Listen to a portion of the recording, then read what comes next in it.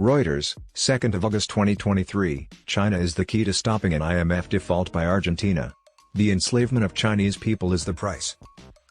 China has targeted Argentina as part of its all-out effort to conquer the world.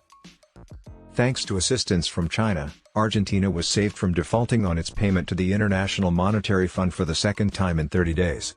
The cash-strapped nation borrowed over $3 billion from a Beijing currency swap line to pay the international lender. Analysts say that by using yuan to make the payment, the Washington-based lender maintained a $44 billion program with its biggest single-country debtor, providing a lifeline to Latin America's third-largest economy, which is struggling with a severe lack of dollars.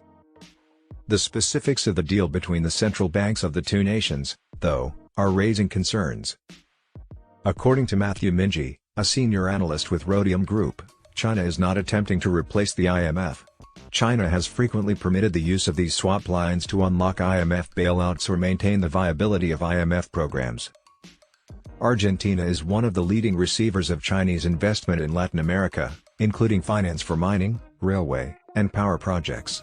China is a member of the IMF and the most significant bilateral lender to developing nations. China is a substantial buyer of Argentina's soy, corn, and poultry exports.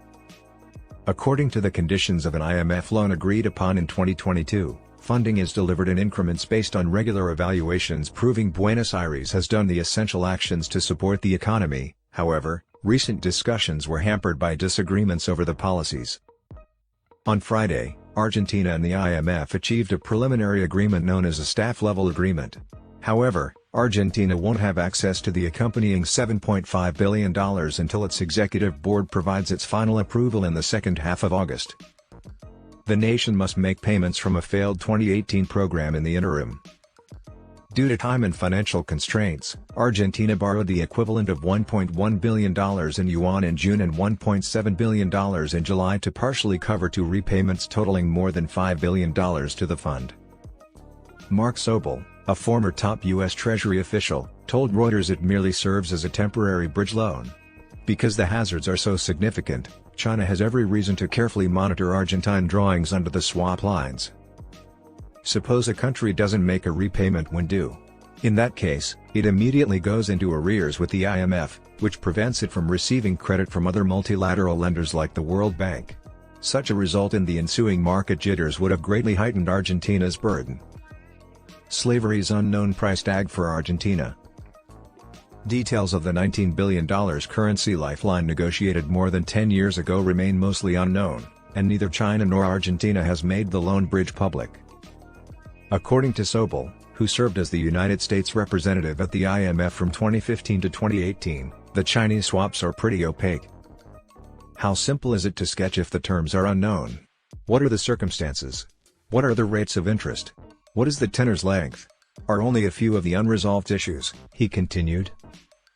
Argentina's central bank and economic ministry and China's central bank did not respond to calls for comment. Because all Chinese agreements are secret and opaque. The first swap line reached with a Latin American nation was the one the People's Bank of China, PBOC, inked with Buenos Aires in 2009.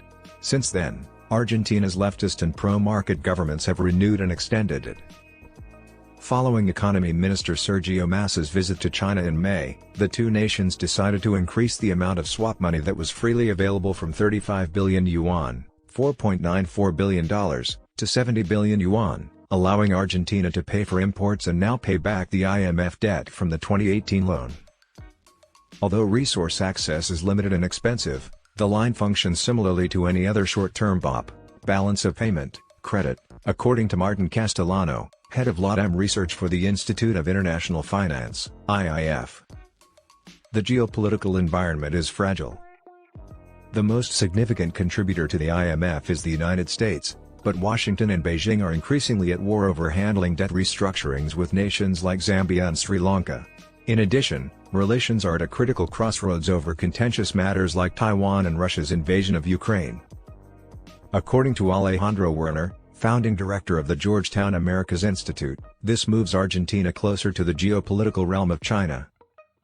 When Argentina's 2018 loan was authorized, Western Hemisphere Department continued, it shows how much more flexible Chinese external financial diplomacy can be, and it's an additional benefit that countries see in maintaining a positive relationship with China. In October, Argentina will elect a new president amid an economic collapse brought on by capital controls and triple-digit inflation. Argentina's ability to continue making payments to the IMF or whether it will need to use the swap again is highly uncertain. These swap lines frequently include drawdown requirements, and even in cases where the buck has a substantial facility deal in place, Minji noted that this is not free money.